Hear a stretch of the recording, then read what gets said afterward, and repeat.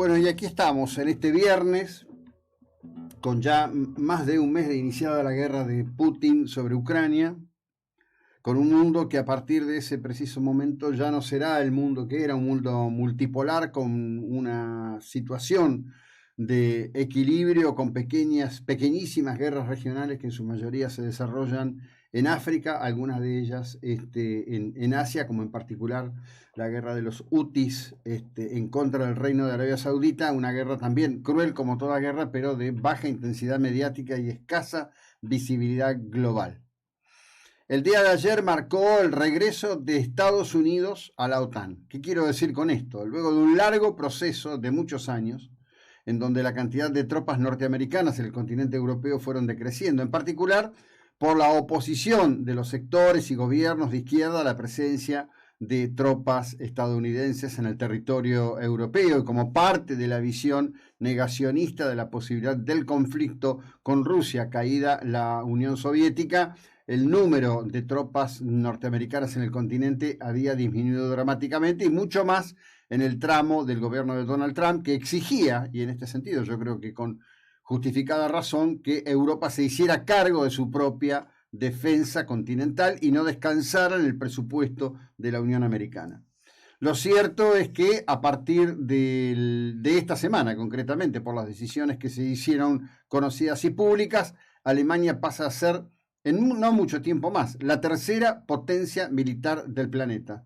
Quedan en pie, obviamente, Estados Unidos, que es la primera potencia militar del planeta, China, que es la segunda, con un fuerte grado de inversión en armamento, tecnología y equipamiento, e interrogantes al respecto si todo eso puesto en función como maquinaria de guerra será tan efectivo como luce en las pruebas que se hacen en las facetas de entrenamiento u operaciones militares de entrenamiento, a partir de la experiencia que se está viviendo en este momento, dolorosísima, con un ejército ruso que no acierta una, que tiene inconvenientes de todo tipo, que tiene la fuerza, que tiene equipo, pero que no tiene conducción.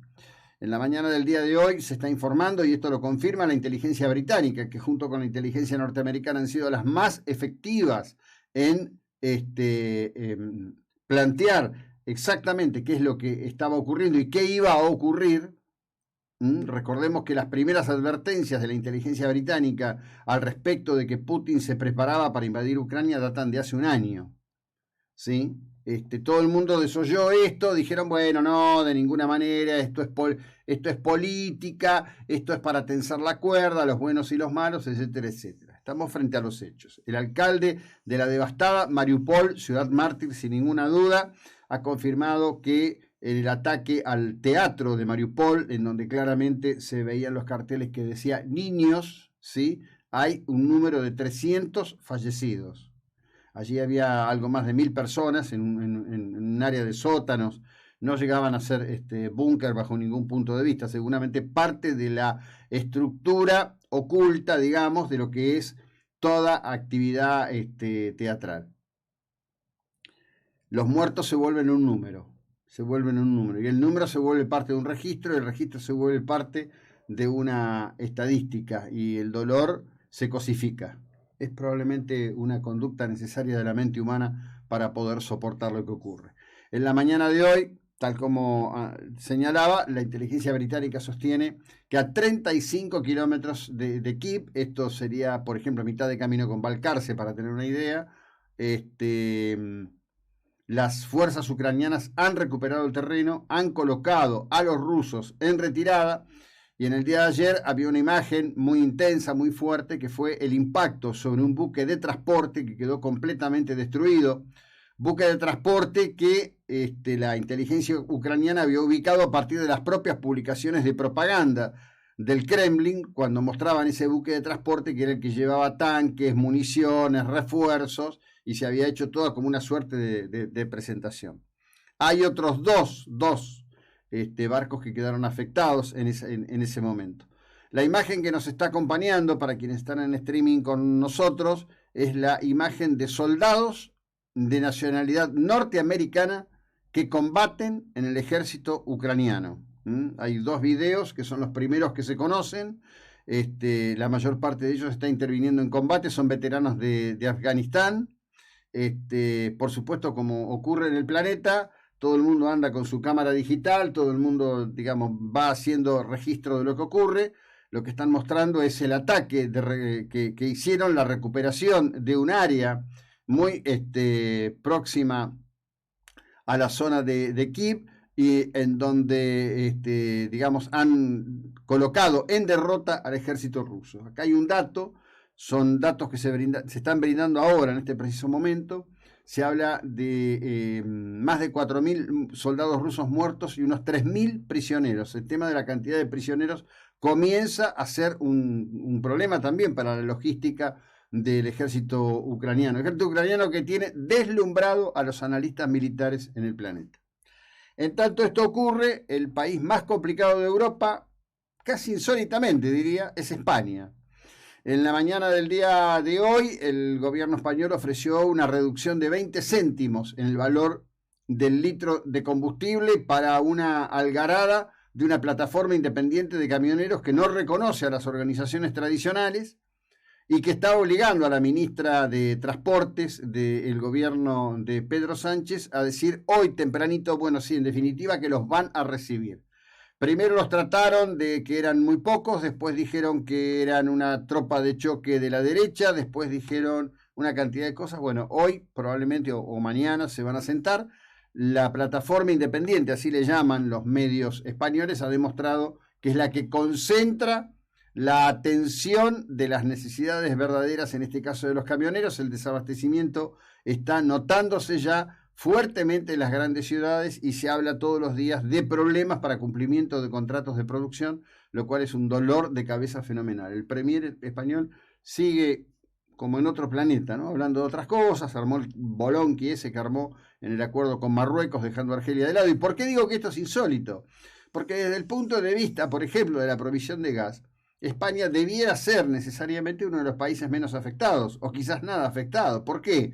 Bueno, porque tiene suministro directo de Argelia por pipeline que pasan por debajo de las aguas del Mediterráneo. Debería tener una situación completamente distinta. Sin embargo, aparece como el país más conflictuado. Sin embargo, tal como yo les conté ayer, nos contaba una vecina nuestra, una marplatense, Mercedes, que estuvo en Qatar y estaba en Londres, ahora está volviendo para Argentina, que el impacto que se ha producido en Inglaterra, por lo menos lo que ella advirtió en la ciudad de Londres, le llamó muchísimo la atención. Y en el día de ayer, en una producción importante, Euronews, en un informe importante, revela la situación, digamos, que hay en el campo en Gran Bretaña. Es decir, Gran Bretaña, por curioso que parezca, tiene muchas similitudes con Argentina en cuanto a áreas fértiles, producciones agrícolas, etcétera, etcétera. Bueno, resulta que tienen un grave problema con la mano de obra, gravísimo problema con la mano de obra.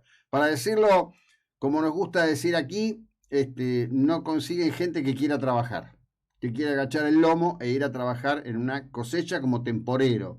Habitualmente esto se hacía con trabajadores extranjeros. Esto era siempre dentro de la pertenencia de Gran Bretaña a la Unión Europea o su conexión con la Unión Europea. Es uno de los daños que se suman en el tema del Brexit. Los nativos, digamos, ya sean britanos, galeses, irlandeses, escoceses, no quieren saber nada de ir a trabajar como temporeros en el campo y tienen un serio problema, inclusive con producciones que literalmente se van a echar a perder, se van a pudrir porque no hay cómo rescatarlas o recuperarlas. Hay un informe en Euronews, búsquenlo porque es muy interesante. Pero hablemos de nosotros. Ayer fue 24 de marzo, una vez más se producen esta situación del intento de contar una gesta.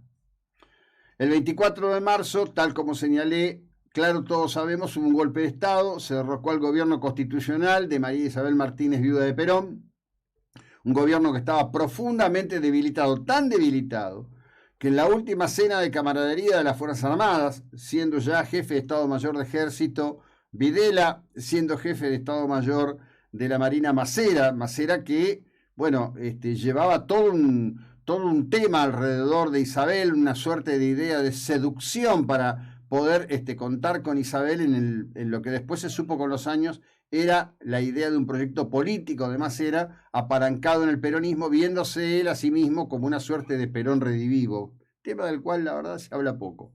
Y por supuesto también estaba Agosti, que había llegado a jefe de Estado Mayor de la Aeronáutica luego de 2 chirinadas internas en la Aeronáutica, donde se había, por una situación de facciones, quitado de la conducción casi de manera consecutiva a 2 brigadieres. Ese trío, que es el trío que luego conformó la Junta Militar de Gobierno a partir del 24 de marzo del 76, estaba al frente de esa cena de camaradería celebrada en el último, creo que en noviembre del 75, y hay un tema que fue, a mi criterio, impresionante, porque esa cena de camaradería fue transmitida por cadena nacional.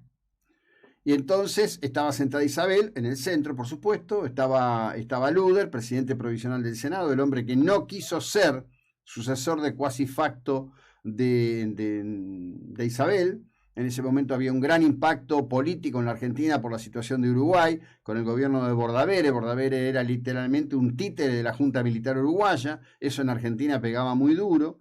Luder, pese a todo lo que se fragoteó, no se animó a convalidar que se la decretara inhábil mental a Isabel y asumir el poder, que era una de las opciones que se jugaron en ese momento. Entonces Isabel lo mira a Videla y le dice, ¿puedo?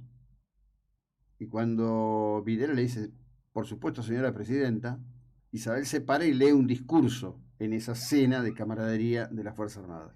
Discurso que, por supuesto, estaba fuertemente orientado al respaldo de las Fuerzas Armadas en su lucha contra la subversión que había sido declarada enemiga de la nación y al respecto de la cual se había pedido el exterminio que había pedido Perón en su fervoroso, intenso discurso posterior a la toma del cuartel de Azul, y que estaba plasmado con ese mismo término, exterminio, en una ley de la nación argentina. Toda esta algarada de Máximo, de la Cámpora, ayer escuché un montón de gente preocupada, dice, ¿cuántos que son?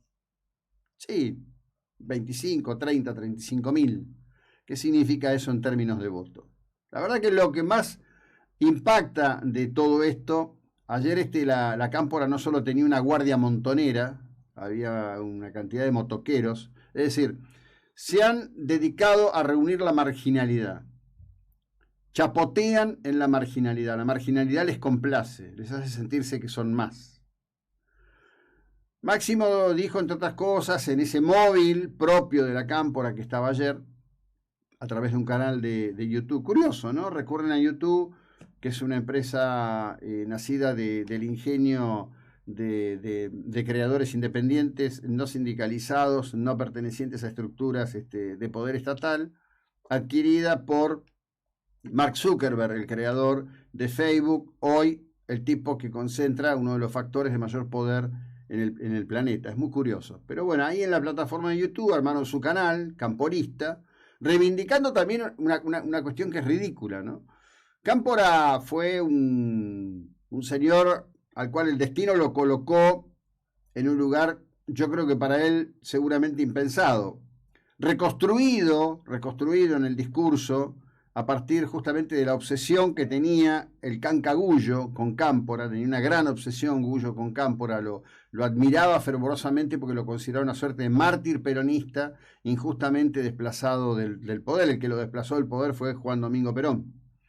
Bueno, en toda esa cuestión, Máximo ayer vuelve al tema y dice, bueno, desafortunadamente aquí la gente elige a los que pretenden negar la dictadura. La dictadura existió, pero la dictadura existió porque la sociedad argentina convalidó la existencia de la dictadura. He escuchado muchas expresiones, muchos relatos de los que dicen, bueno, en realidad, a finales de 1975, la estructura militar de la guerrilla estaba terminada. Es un aspecto bastante discutible. Lo que había ocurrido a finales del 75 es que los principales jerarcas, en particular de Montoneros, ya habían hecho las valijas, se habían ido afuera del país, habían dejado aquí cuadros intermedios y un universo enorme en ese momento de pibes que habían entrado por el lado de la JP, muchos de ellos habían recibido entrenamiento, y algún día, quizás algún día, algunos que ya hoy son abuelos, se atrevan por sus nietos a dar testimonio y dejar de mentir de cómo fueron las cosas en esa época. Las cuestiones que ocurrieron en los centros de tortura son absolutamente innobles. La decisión de la desaparición es absolutamente innoble y perversa. Pero vaya una cosa, porque alguna vez escuché decir que el tema de los desaparecidos era un invento argentino. Eso es una estupidez, una de tantas estupideces que se dicen. Históricamente, los poderes facciosos han intentado ocultar sus crímenes. ¿Por qué se supo todo lo que se supo? ¿Cuál fue la puerta que se abrió para que se conociera todo lo que se conoció? Las disputas entre los servicios de inteligencia de las distintas armas. En el caso del ejército, eligieron como vehículo para hacer conocer las acciones desdorosas, criminales, del grupo de la ESMA a Fontevecchia, a Editorial Perfil y a lo que en aquel momento era la revista Noticias. No eran primicias periodísticas, eran operaciones de inteligencia volcadas como primicia periodística. Cuando el batallón 601 del ejército decide que el mejor camino es mostrar y revelar el horror de la ESMA, del otro lado le contestan y unos y otros empezaron a entregar información. Esa es la verdad. Todo esto otro que dicen estos muchachitos, los que marcharon acá de la izquierda, es todo un cuento que hace mucho daño y que hay que tener el coraje cívico de debatirlo. Ya continuamos.